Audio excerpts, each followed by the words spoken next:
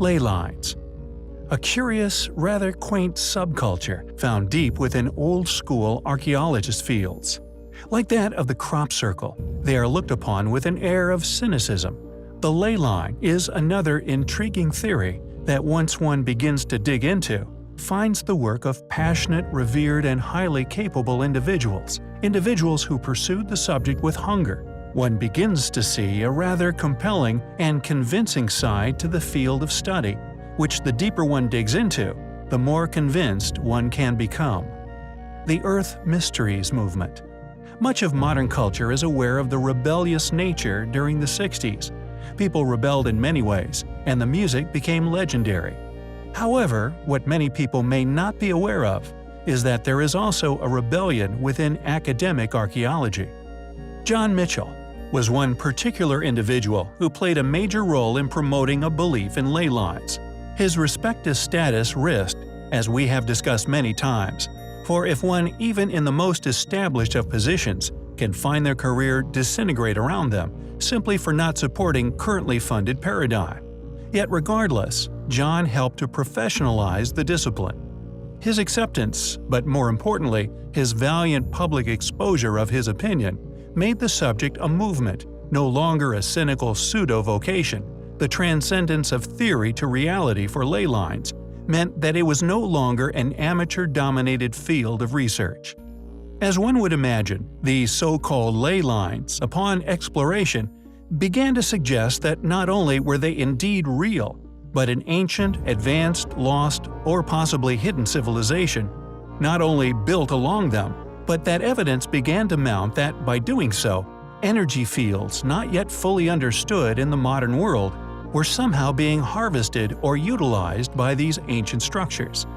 Inevitably, this deepening of controversial conclusions made by many capable archaeologists, they inevitably began to be battled against by mainstream institutions.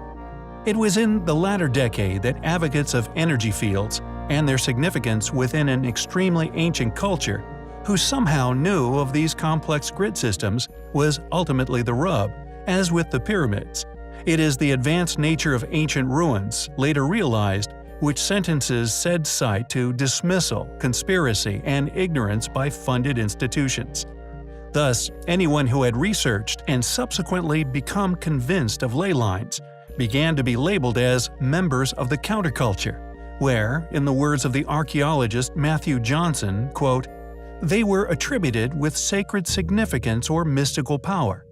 Ruggles noted, "In this period, ley lines came to be conceived as lines of power, the paths of some form of spiritual force or energy, accessible to our ancient ancestors, but now lost to narrow-minded 20th century scientific thought."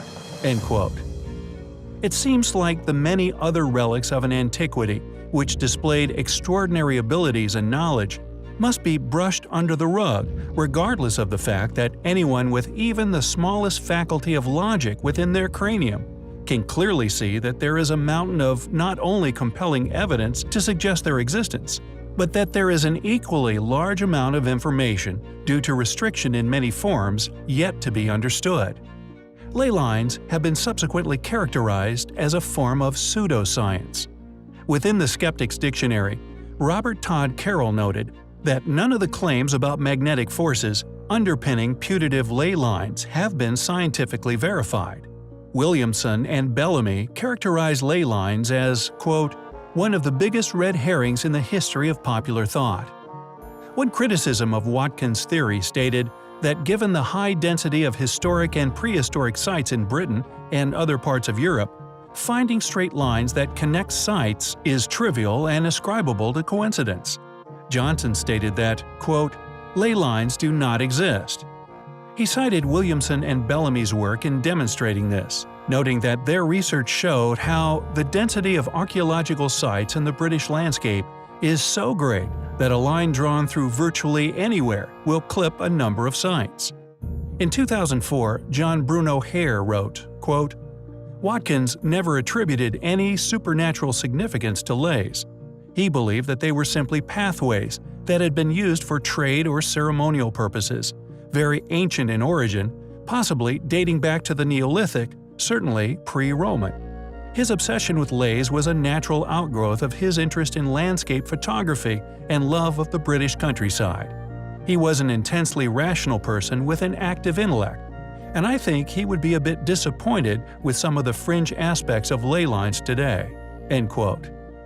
As one can see, there are many passionate dismissals of the existence of ley lines, and as our regular viewers will know, whenever we see such passionate denials, such encouragements to not even touch upon said research of a subject one can quickly prove to be possibly real, well, we find such highly compelling.